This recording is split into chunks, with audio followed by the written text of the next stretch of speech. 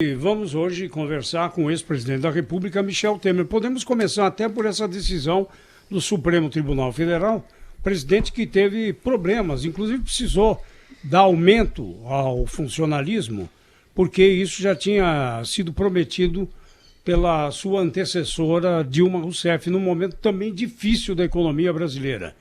Como é que se comporta nesse momento aí, principalmente a chamada casta do funcionalismo? Não tem nenhuma contribuição, nenhuma sensibilidade, mesmo em momentos difíceis como esse que nós estamos passando? A decisão do Supremo é uma bofetada na cara do trabalhador da empresa privada. Quer dizer, esse pode ter irredutibilidade de salários, ele pode perder o emprego, né? E pode reduzir os salários, pode perder o emprego, enfim, são duas categorias de trabalhadores. Presidente Temer, bom dia. Muito bom dia, Zé Paulo, muito bom dia a todos e muito gosto de estar novamente com vocês nesse programa que é visto e ouvido por milhões de pessoas, né? E como você colocou logo, Zé Paulo, o tema da decisão do Supremo Tribunal Federal, eu confesso que vejo esta questão sob dois focos, um foco jurídico e um foco político. O que ocorre com a irredutibilidade é que, literalmente, no texto constitucional é muito forte a tese da irredutibilidade. Qual seria o caminho, penso eu, mais adequado, e talvez tenha sido esta a dificuldade do Supremo Tribunal Federal? Talvez a proposta mais correta seria ter proposto logo uma emenda transitória, uma emenda constitucional transitória. Vejo que nós estamos há quase 90 ou 100 dias nessa pandemia, portanto, logo no início, poderia ter se proposto uma emenda para inserir uma disposição transitória que dissesse, em momentos de comoção interna ou de calamidade como aquela que estamos vivendo, são redutíveis os salários dos funcionários públicos. Esse caminho seria, digamos assim, o mais natural. Agora, sob o foco político, efetivamente, é bastante chocante que os trabalhadores da iniciativa privada possam ter redução de salário, e é interessante que a redução de salário na iniciativa privada, ela vem concomitantemente com a redução da jornada de trabalho, ou seja, o salário seria compatível com aquela redução que se deu na jornada de trabalho, que também poderia ser feito com o servidor público. Agora, eu reitero que talvez o Supremo, pelo menos é uma justificativa, talvez o Supremo pudesse aguardar, ou aguardaria, que houvesse uma modificação na Constituição para reduzir a literalidade fortíssima do texto constitucional, que diz que os salários, os vencimentos e subsídios são irredutíveis. Eu acho que ainda é tempo. Você sabe que quando o Congresso quer, especialmente como você disse, vocês disseram agora, numa situação excepcional como esta que nós estamos vivendo, você pode muito rapidamente alterar o texto constitucional para permitir a redutibilidade de salários, né? Presidente, muito bom dia, bem-vindo ao nosso programa. Eu queria, o senhor já foi presidente da República e conhece bem isso, teve que se virar mesmo, o governo tem que se virar o tempo todo para pagar a alta conta do custo, né, do setor público, do serviço público. Se não dá para, se o texto constitucional cria dificuldades para reduzir os salários, o senhor não acha que talvez fosse uma boa contribuição para o setor público reduzir os penduricalhos, né? Tantas gratificações, algumas indecorosas, auxílio babá, auxílio creche, auxílio paletó, auxílio não sei o quê, auxílio jornal, tem até auxílio jornal. Nós pagamos o jornal para a rapaziada se informar. Não seria, em vez de reduzir o salário, pelo menos suprimir algumas dessas gratificações que custam bilhões e bilhões de reais? Acho que você deu, muito bom dia, Cláudio Humberto, acho que você deu o caminho. O caminho realmente é este, quer dizer, a ideia de salário seria mais uma composição dos vencimentos fixos, né? A ideia dos penduricalhos é outra coisa, talvez por aí pudesse haver uma solução, quem sabe esta sugestão sua possa chegar aos ouvidos do Congresso Nacional e quem sabe aos ouvidos do Presidente da República, que poderia formatar uma nova medida provisória, não para, naturalmente, reduzir salário, mas para retirar eventuais acréscimos que se tivessem se verificado ao longo do tempo, ainda que fosse temporariamente, né? Por isso que eu insisto, como eu tenho enfim, a história da preservação da ordem jurídica é uma coisa muito importante, eu levantei aquele tema anterior, né? A irredutibilidade é uma coisa muito forte. Agora, talvez esse caminho que você esteja propondo seja seja saudável, se você me permite acrescentar, se antes não se decidir por uma emenda constitucional de rapidíssima tramitação que permita, isto sim, a redução temporária dos vencimentos e subsídios de servidores públicos, né? Presidente Michel Temer, bom dia. O Pedro Campos. Eu queria perguntar para o senhor a respeito do conflito que nós acompanhamos recentemente entre os poderes, né? Principalmente entre o Executivo e o Poder Judiciário, né? Através do Supremo Tribunal Federal, nós tivemos decisões, tem um inquérito polêmico em andamento da questão das fake news, inclusive quebra de sigilo, né? de deputados, de outros parlamentares, e algumas pessoas, alguns manifestantes que foram presos aí por extrapolar na visão do ministro Alexandre de Moraes nos seus limites a respeito do que está previsto na nossa Constituição sobre manifestações. O senhor entende que há um conflito hoje entre os poderes e, como constitucionalista, como a Constituição Federal prevê a solução da extrapolação de decisões de cada um dos poderes? Olha, muito bom dia, Pedro Campos. Eu quero dizer a você que, na verdade, a Constituição estabelece rigorosamente não apenas a independência, mas a harmonia entre os poderes.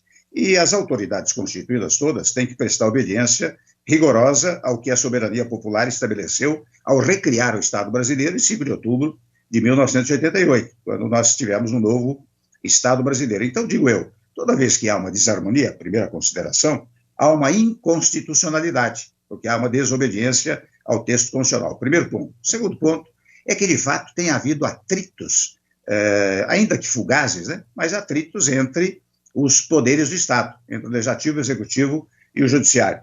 E a consideração que eu quero fazer, logo está presa à ideia de que quem governa o país é a atuação conjunta do Legislativo com o Executivo. Aliás, vocês se recordam que no meu governo eu trouxe o Congresso para governar comigo, que foi o que permitiu que eu levasse adiante aqueles 2 anos e meio de governo. E por que eu digo isso? Porque você veja o seguinte, a expressão constitucional é o seguinte, as autoridades todas que nós estamos mencionando aqui são autoridades constituídas. A única autoridade que existe no país é o povo, é o único que tem poder. Quando a Constituição diz o poder é do povo, acabou. Ali está presente a ideia de autoridade. Muito bem, quem é que vocaliza a vontade do povo? É a lei. E quem é que produz a lei? É o Legislativo. Não é sem razão que o Executivo, inúmeras vezes, manda projetos de lei ao Congresso Nacional ou edita a medida provisória, mas depende depois da conversão dessa medida provisória em lei.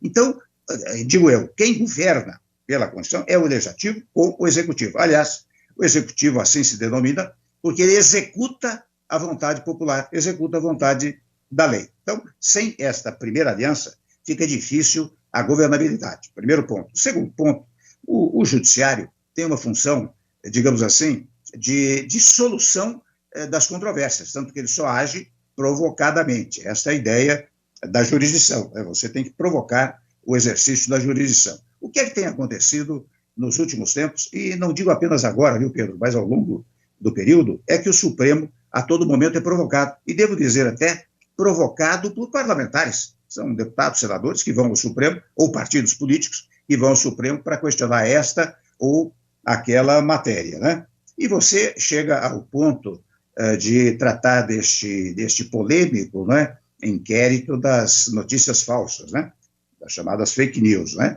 E o interessante, você sabe que eu tenho uma ideia a respeito desse tema, porque isso daí diz muito com a chamada liberdade de expressão.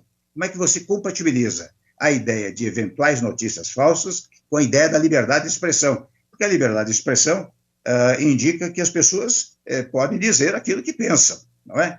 Agora, o que ocorre é o seguinte, você pode admitir notícias falsas que não agridam o sistema jurídico. O que significa agredir o sistema jurídico? Significa injuriar, difamar ou caluniar. São ilícitos previstos no sistema jurídico. Então, veja, nesse caso das fake news, em que foram, você disse, arrolou aí, parlamentares, pessoas, até industriais, né? Se o relator entender em dado instante que certos indiciados, ou quase indiciados, não cometeram esses ilícitos, ele tem que ir para a área da liberdade de expressão. Bom, aqui é liberdade de expressão. Agora, se houve injúria, difamação ou calúnia em relação a alguém, daí ele tem que invocar esses ilícitos penais. Em síntese, e eu tenho pregado isso com muita frequência, é preciso uma unidade nacional, a começar pela unidade entre os poderes do Estado, né? Porque, se me permite mais uma palavra, o poder no Brasil é dividido organicamente entre legislativo, executivo e judiciário, e territorialmente na Federação, União, Estados, municípios e Distrito Federal. Então, digo eu, neste momento de grande tensão em face da pandemia, porque, convenhamos, esse vírus, ele não escolhe partido, não escolhe pessoas, ele entra em qualquer partido, em qualquer membro de partido, em qualquer pessoa, em qualquer classe social. Então, isso tudo indica que, no presente momento, eu tenho insistido nesse ponto, o presidente da República deveria chamar, naturalmente, os presidentes das casas legislativas, os governadores, os partidos, inclusive da oposição, ao fundamento de que é uma matéria que interessa a todos. Portanto, não é uma matéria de natureza política ou eleitoral. E até, já concluo, uma observação que eu faço, vocês se lembram daquela quinta-feira que o presidente fez uma reunião virtual com os governadores, com os presidentes das duas casas. É interessante, naquela tarde, eu percebi que houve uma certa distensão, porque as pessoas se trataram com muita cordialidade cívica, né? Governadores, presidente, membros das casas legislativas, né? E à noite também foi assim. Agora, na sexta-feira, saiu aquele vídeo, e a sexta-feira eliminou a quinta-feira, né? Então, digo eu, aquilo foi destruído naquele momento, mas neste momento, como na política e administração, você pode rever imediatamente todos os atos, seria interessante que se pregasse essa ideia do presidente centralizar novamente esse combate à pandemia, fazendo esta unidade que o país precisa. Aliás, presidente Michel Temer, enquanto o senhor falava aqui, bom dia, obrigada por falar com a gente aqui na Rádio Bandeirantes. Eu pensava que faz algum tempo alguns dias, não é, que para a gente já parece uma eternidade pela temperatura política no Brasil, que o noticiário político acalmou. E acalmou porque, desde a prisão de Fabrício Queiroz, não há manifestações tão enfáticas como a gente viu nos últimos tempos do presidente da República e ali dos principais integrantes do Poder Executivo. O senhor acha que as crises que nós tivemos políticas até agora no governo Jair Bolsonaro têm uma ligação com o centro do Poder Executivo, presidente? Olha, você sabe que, bom dia a você. Bom dia. Eu quero dizer também o seguinte, cada um tem o seu estilo, né? O presidente da República tem um estilo mais, digamos, entre emotivo e agressivo, né? Mais desse estilo, né? Eu até tomei a liberdade, devo dizer a vocês, há uns 40, 50 dias atrás, não sei se cheguei já a comentar isso em outro programa que nós tivemos, eu tomei a liberdade de ligar ao presidente da República, já que ele, de alguma maneira, nunca tentou, digamos assim, destruir o meu governo. Ao contrário, de vez em quando ele diz, olha, fizemos isto agora porque no governo Temer avançou-se na reforma tal e qual, etc. Então eu resolvi ligar, pedir licença para dar um palpite, ele deu, permitiu, digamos assim, e eu disse, olha, presidente, duas coisas. Primeiro, eu acho que esta questão da pandemia, o senhor deveria decretar um isolamento social por 10, 12 dias, e dizendo que faria uma revisão posterior, que esta matéria é revisável a cada certo período. E segundo, se me permite, a palavra do presidente da República, estou respondendo a sua questão, né? Ela é muito forte, ela faz a agenda do país. Uhum. Você não pode fazer a agenda do país às 9 horas da manhã naquele cercadinho. Quer dizer, o que é preciso é ter um porta-voz que diga o que se fez durante o dia, e o presidente, quando muito, dá uma entrevista por semana, não é? E eu penso, como muitos falaram isso, não apenas eu, né? Eu penso que nesses últimos tempos, né? Aliás, acho que de quarta ou quinta-feira para cá, veja que o presidente não fala mais naquela saída, né? E também não compareceu às manifestações, de modo que isto ajuda um pouco, penso eu, e pode ajudar um pouco na relação mais adequada com os outros dois poderes, porque efetivamente o presidente falando a toda hora, volto a dizer, ele cria a pauta para o país, e muitas vezes esta pauta gera controvérsias as mais variadas, né? E vem exatamente ao encontro do que você acabou de dizer. Presidente Michel Temer, o MDB, antigo PMDB, é o maior partido do Brasil, o senhor foi presidente, O senhor esteve do outro lado, foi 3 vezes presidente da Câmara Federal e foi presidente da República. Então o senhor tem condição, porque esteve dos 2 lados do balcão, de nos dizer exatamente qual é o interesse dos partidos na hora em que são procurados pelo governante. No caso agora, Jair Bolsonaro, que na sua campanha e no início do governo disse que não iria praticar a velha política. E a velha política ele entendia como uma barganha entre o executivo e os partidos políticos. Na hora em que os partidos são procurados, o que é que eles impõem ao governante? Tem alguma coisa de ilícito nisso? Eu quero entender, porque geralmente quando se fala, se rendeu aos políticos, parece que é uma coisa proibida. Como é que se dá esse entendimento? Em primeiro lugar, Zé Paulo, você sabe que eu tenho dito também com frequência, não sei se já não disse aqui, essa coisa de velha política e nova política é uma coisa eleitoreira, porque as pessoas usam isso para dizer, olha, essa gente que está aí não presta, não vale nada, é o pessoal da velha política, né? E, aliás, há uma pequena distinção entre velha política e velhos políticos, porque talvez velhos políticos sejam equivocados. Mas a velha política significa o seguinte, coisas que foram feitas no passado não podem ser degradadas. Eu sempre digo, você não pode dizer que a redemocratização do país é coisa da velha política, o Plano Real, a lei de responsabilidade fiscal, a telefonia, as reformas que foram feitas para que todos tivessem telefone, né? Teto de gastos públicos, a queda da inflação no meu governo, a queda dos juros no meu governo, a reformulação trabalhista, a reforma do ensino médio, não é da velha política. Então, eu digo, esta coisa de velha política e nova política deve ser desprezada. Primeiro ponto. Segundo ponto é que, na verdade, para governar, e veja as preliminares que eu levantei, você tem que ter o Congresso com você. Você pode dizer, bom, mas tem gente lá que não é da melhor cepa, não é da melhor origem, não é da melhor raiz, mas essa gente chegou lá, não foi levada por uma centelha divina, foi levada por aquele que é dono do poder, o povo que elege. E o fenômeno da República, que é exatamente isso, é que a temporariedade de mandatos é que assegura que aquele que deu procuração por um certo período, 4 anos depois, pode cassar essa procuração. Então, digo eu, você, quando o partido é procurado para integrar o governo, não é irrazoável que ele possa fazer indicações, até por uma razão muito singela. Você sabe, quando você chega à presidência da República, você tem cerca de 500 cargos para preencher em todo o país. O presidente da República não tem na sua cabeça 500 nomes para botar nesses locais. Então é natural que haja sugestões. E se as sugestões vierem das forças políticas do país, é preciso apenas examinar, como se examina, a questão da competência técnica e o problema ético, se não tem problemas em relação ao indicado. Então, é mais do que razoável que haja uma coalizão, não é, dos partidos políticos em torno do governo para assegurar a governabilidade. Eu não Por que vejo isso sempre parece uma coisa ilícita, hein, presidente? Porque você sabe, o Zé Paulo, criam-se certos conceitos, né?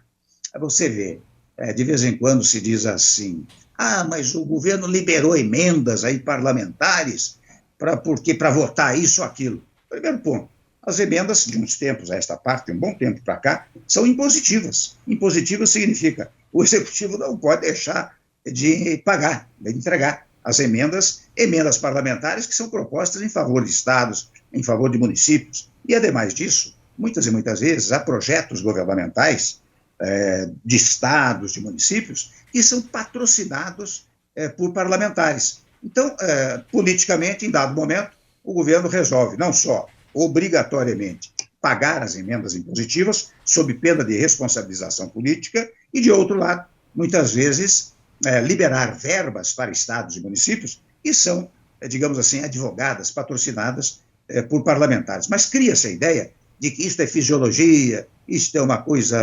irracional, etc. Eu acho ruim. Veja bem, eu não estou aqui acobertando eventuais gestos de improbidade administrativa ou de participação em improbidade administrativa. Eu estou dizendo como as coisas naturalmente devem ocorrer e ocorrem no país, né? Por isso é que há isso, Zé Paulo. A ideia de que, aliás, me permita dizer, a ideia de deterioração da classe política, degradação da classe política. A classe política não vale nada, né?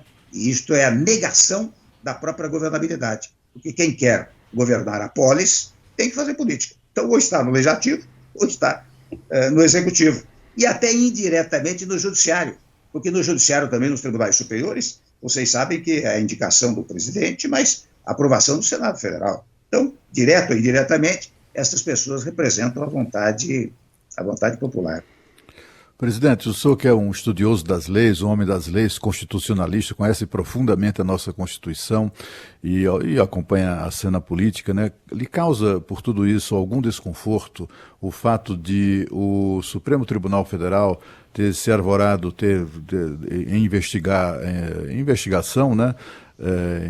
No papel do investigador, de quem denuncia e também julga o mesmo caso, isso lhe causa algum desconforto ou não? Ou o senhor acha que, de fato, o Supremo Tribunal Federal pode fazer isso, né? Pode, como é que eu diria, contrariar o sistema que é denunciante, né? Quer dizer, que é preciso ter o Ministério Público tem que ter um papel num processo como esse. Como é que o senhor vê essa história? Olha, Cláudio Humberto, poderá vir a causar desconforto se ocorrer uma hipótese e logo mais eu vou anunciar. Você veja, o Supremo Tribunal Federal, por força do seu regimento interno, em face de agressividade ao Supremo, a membros do Supremo, tem o direito de deflagrar um inquérito para apurar esses fatos, que foi o que aconteceu com o nomeado que foi o ministro Alexandre de Moraes. Agora, ele não pode, você tem toda a razão, não pode fazer o papel de julgador e de investigador, não é? Coisa que até acontece com relativa frequência por aí afora. Isso não pode, porque você não pode confundir uma figura com a outra. A figura do juiz está pautada pelo princípio da imparcialidade, quer dizer, em parte, não parte interessada no litígio. Isto é que garante até, aliás, é uma das âncoras, a imparcialidade do juiz é uma das âncoras do Estado democrático. Você tem o direito de ser agredido, você sabe que pode ir a um lugar que não terá interesse nenhum e julgará de acordo com a ordem jurídica. Ora bem, o ministro Alexandre de Moraes, vocês vejam que nesta questão em que se julgou recentemente no Supremo, para saber se ia adiante ou não ia adiante o inquérito, o ministro se declarou impossibilitado de votar, porque ele estava precisamente investigando. E eu penso que, ao longo do tempo, por isso que eu digo, causará desconforto se lá na frente quem investigou julgar. E eu não creio, eu creio que o ministro Alexandre de Moraes, lá na frente, dirá, eu não vou votar nessa matéria porque conduzi esta investigação. Se isto ocorrer, não haverá problema. Até por uma razão, você veja que há pouco tempo, né, você vê como são os conceitos no Brasil. Há pouco tempo quebrou-se o sigilo desta investigação. Você sabe que a regra do sigilo do inquérito é uma regra legal, não é uma regra volitiva da vontade do delegado, do juiz, do promotor. Está no Código de Processo Penal, artigo 20. Os processos, os inquéritos serão necessariamente sigilosos e só poderá ser aberto se o condutor do inquérito, no caso, alguém que preside, que esteja no judiciário, resolver quebrar o seu sigilo. Isso em favor do investigado e da investigação. Porque se você quebra o sigilo, o investigado pode se acautelar. Né? Pode dizer, vou, sei lá, eliminar provas, coisas dessa natureza. Para vocês terem ideia de como isso se passou ao longo do tempo, mas como vem sendo desprezado a todo momento, há tempos atrás, para o investigado, para o advogado do investigado, ter acesso ao inquérito, foi preciso uma súmula do Supremo Tribunal Federal, a súmula 14, que diz assim, o advogado do investigado tem o direito de participar, de ter acesso ao inquérito. Né? Então, essas coisas que vão sendo quebradas. Aliás, eu digo sempre, viu, quando você quiser que uma matéria venha imediatamente a público, coloque a tarja de sigiloso. Coloque a tarja de sigiloso, no dia seguinte está na rua. Aí todo mundo fica sabendo na hora, né, presidente? Deixa eu perguntar... Não é por culpa da imprensa, não. A imprensa noticia o que chega aos ouvidos dela. Claro. É alguém que lá por perto, né, chega e diz, olha, vou distribuir isso aí. Presidente, deixa eu te perguntar sobre esse evento, esse comício virtual, né? O senhor já participou de muita coisa aí na vida política, mas acho que comício virtual seria a primeira vez. Mas o senhor desistiu de participar desse evento aí da sexta-feira? Se desistiu, por que desistiu? Olha, Pedro, você sabe que eu conheço o Fernando Guimarães, que é uma bela figura, um sujeito muito bem intencionado, Até numa primeira vez que eu o conheci, ele me disse, olha, eu estou procurando o senhor porque o senhor tem pregado muito a unidade do país, não é? Isto é muito importante para o nosso país, eu estou com um movimento, isto tem 4, 5, 6 meses atrás, ou mais, 7 meses atrás, né? E eu achei muito útil, até naquela ocasião, gravei um pequeno vídeo cumprimentando a ele por esta medida que ele vem tomando, né? Mas recentemente, aliás, acho que foi no começo da semana, um pouco antes, na semana passada, ele me ligou dizendo, olha, nós vamos promover um evento em nome da vida, da democracia, cerca de 100 participantes, e eu estou pedindo um videozinho aí sobre democracia e vida, etc. Muito bem. Eu até, com muito prazer, sem problema nenhum, eu gravei um vídeo de 1 minuto e 32 segundos até, falando um pouco da vida, da democracia e da economia, né? Uma coisa assim, muito rápida, né? Mas ao depois, eu soube que, na verdade, é um movimento que, digamos assim, tem como objetivo, entre outros, o de opor-se ao governo atual. E eu, na qualidade de ex-presidente, e aqui eu levo em consideração este fato, porque o ex-presidente tem que ser extremamente discreto. Ele não pode tentar atrapalhar o governo, ele pode fazer, como estou fazendo, inúmeras sugestões muitas vezes pessoais, quando perguntado, e sugestões até públicas, como aquelas que eu estou fazendo aqui. Mas o ex-presidente não pode, a todo momento, estar participando de movimentos, como você disse aí, um comício, né, cujo centro, cujo objetivo seja, digamos assim, não fazer observações ao presidente, quem preside o país, mas pregar, eventualmente, até a sua retirada do poder, etc. Quando eu soube disso, eu confesso, eu mandei ligar para ele e disse, olha, você me desculpe, quando você quiser fazer uma live aí, que nós temos feito muito, para comentar todos esses fatos, eu estou inteiramente às ordens. E acho louvável a sua iniciativa, mas eu não posso, como ex-presidente, participar disso. Eu faço um pouco do que fazem os ex-presidentes americanos, né? Quase ninguém critica o presidente do poder, né? Foi esta a razão pela qual eu saí disso, né? Aliás, o ex-presidente Michel Temer está agora com a gente na nossa live também, no YouTube, no Facebook, e a entrevista sendo transmitida também pelo portal UOL. E já que o senhor disse, presidente, que o senhor se sente confortável para fazer algum tipo de sugestão a quem está hoje na gestão pública, independente de quem seja, eu queria perguntar qual seria a sua sugestão em relação ao auxílio emergencial. É a discussão econômica e do papel do Estado que está em pauta nessa semana, já que esse anúncio vai ter que ser feito em breve, não é? O prazo está terminando. O senhor acha que vale a pena que o Estado aumente o seu endividamento para auxiliar a população mais desguarnecida nesse momento a transpor esse momento? Ou o preço que o Estado pagaria vai ser muito alto? O que o senhor faria, presidente? Eu parto de um conceito, viu? Como eu costumo sempre trabalhar com conceitos, né? Você tem 2 valores que estão em pauta agora, o valor vida e o valor economia. Entre eles, o valor mais relevante, a meu modo de ver, é o valor vida, porque a vida vai e não volta. E vocês vejam que são mais de 50 e tantos mil óbitos, portanto, mais de 50 e tantas mil famílias enlutadas. A economia não, a economia vai, mas é recuperável. Então, neste momento, nós temos que trabalhar muito, e daí a pregação pela unidade, a pregação pela ideia de acolher e amparar os vulneráveis, né? De tentar manter o emprego, né? Então, neste momento, nós temos que dedicar todos os esforços para isso. Ora bem, o governo federal fez aquela história dos 600, 1.200, mais o amparo a pequenas e médias empresas, né? Microempresas, e, de igual maneira, eventuais financiamentos para grandes empresas, desde que não haja desemprego. Eu acho que tem que continuar isso. Vai criar problema na economia? Vai, não tenho a menor dúvida. Mas volto a dizer, a economia é recuperável. Eu até costumo dar, muito modestamente, o exemplo do meu governo, né? Quando eu cheguei ao governo, nós tínhamos um produto interno bruto negativo de menos 3,6%. 1 ano e 7 meses depois, tínhamos um positivo de 1,3%. Vocês vejam como a economia é recuperável. Então, neste momento, respondendo à sua questão, nós temos que dedicar tudo aquilo que seja emergencial, não é? Para amparar os mais vulneráveis e naturalmente serve para combater também a pandemia. Neste momento, eu sou favorável. Economia, nós vemos depois.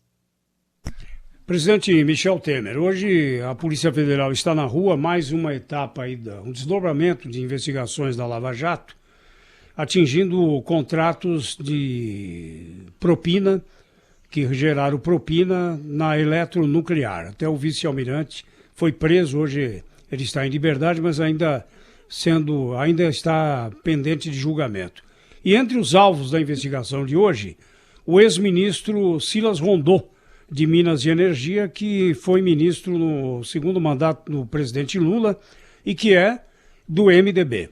Também Edson Lobão foi implicado algumas vezes também nesse mesmo ministério. O que aconteceu aí com a eletronuclear? O senhor tomou conhecimento disso quando presidente da República, né? Porque essa investigação já tem algum tempo. Ela é até anterior, né, Zé Paulo, à minha presidência, né? Durante muito tempo, isso você falou do Silas Rondô, que foi ministro há muitos anos atrás. A Polícia Federal vem cumprindo o seu papel, quer dizer, evidentemente, ao cumprir os seus mandados, como faz ao longo do tempo, ela não o faz apenas por conta própria, mas amparado numa decisão judicial. Eu confesso que neste momento não tomei ciência deste fato que você está mencionando, mas deve ter havido uma decisão judicial que determinou que esses fatos se verificassem, né? Eu acho que é uma coisa que vem sendo feita ao longo do tempo, a chamada Lava Jato, né, que nada mais é do que o cumprimento rigoroso de um texto que impede improbidade administrativa, etc., ganhou essa denominação e vem trabalhando nessa direção.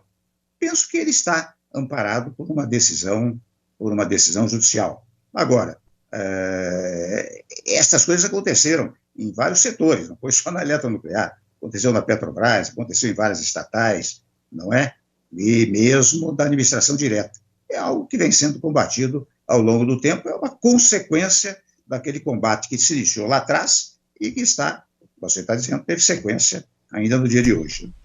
Então, e me remete à pergunta que eu fiz antes aí sobre os acordos políticos, quando os partidos são chamados para apoiar o governo, esse governo de coalizão. Geralmente, os partidos, o MDB, por exemplo, sempre procurou os ministérios que tinham mais recursos, né? O dos transportes é um caso, Minas e Energia é outro. Também há outros interesses envolvidos na hora de se escolher qual é o órgão a que o partido terá direito, presidente? Em primeiro lugar, né, Zé Paulo, quem define o ministério que será dado a A, ou B, ou C, ou ao partido tal ou qual, é o presidente da República. Portanto, é uma decisão do presidente da República. Primeiro ponto. O PMDB, na verdade, você percebe que a grande força do MDB, ao longo do tempo, foi uma força congressual, não é? O PMDB sempre foi dos maiores, hoje não, depois da eleição do presidente Bolsonaro, mas anteriormente sempre foi dos maiores partidos do Congresso Nacional, e sempre resolveu apoiar e amparar as teses que interessassem ao país. Eu digo, o Plano Real hoje tem vigência desde então, porque o MDB apoiou. Para passar para uma outra fase, né, uma outra faixa, as medidas sociais que o presidente Lula, Bolsa Família, Minha Casa Minha Vida, tomou, foram adiante. O PMDB, uma grande força congressual, apoiou. Agora, quando há desvio, não significa que seja um desvio partidário, significa um desvio pessoal de alguém que integra um partido. Não significa que o partido foi lá e o partido desfrutou daquilo, né?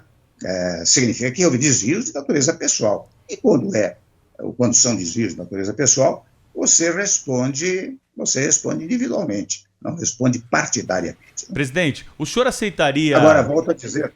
O senhor aceitaria o convite para participar da próxima eleição nacional como candidato ao Senado? Há essa conversa aí nos bastidores. O senhor tem essa pretensão de se candidatar novamente nas próximas eleições nacionais? Não, confesso que não, Pedro. Não tenho nenhum desejo de voltar à vida pública. Eu já fiz o que poderia fazer, aliás, convenhamos, mais do que talvez me coubesse, né, ao longo do tempo, e já ocupei vários cargos na vida pública. Eu não me sinto confortável voltando agora para disputar um cargo de deputado ou senador. Realmente não tenho essa intenção. Aliás, depois de muito tempo, depois de uma árdua e longa vida universitária, advocatícia, na procuradoria, né? E também na vida pública, eu acho que nunca consegui uma coisa que eu estou conseguindo no presente momento, que é viver comigo mesmo, que não dava tempo. Não é? Então, eu estou muito confortável do jeito que eu estou. Presidente, o senhor me disse certa vez, uma última pergunta, prometo, me disse certa vez que sentia muita falta, quando isso na época que era presidente da República, sentia muita falta de coisas comuns que qualquer cidadão faz, de ir numa sapataria comprar um sapato, por exemplo, né? Ir numa malharia comprar cueca. Enfim, o senhor recuperou esse direito, o senhor recuperou o direito de pôr a mão na maçaneta, né, como se diz, né? Porque presidente não põe a mão em maçaneta. Como é que o senhor se sente neste momento? Olha, eu recuperei, viu, Cláudio Humberto? E eu me lembro que nós conversamos isso nos almoços que nós tínhamos, muito agradáveis lá em Brasília, né? Nós dois e outros, né? E eu sentia muita falta disso. Você sabe, quando eu ia para o exterior, por exemplo, né, como presidente, vai aquela turma imensa, né? Segurança, etc. E fica constrangedor você passar numa sapataria e parar para olhar o sapato, né?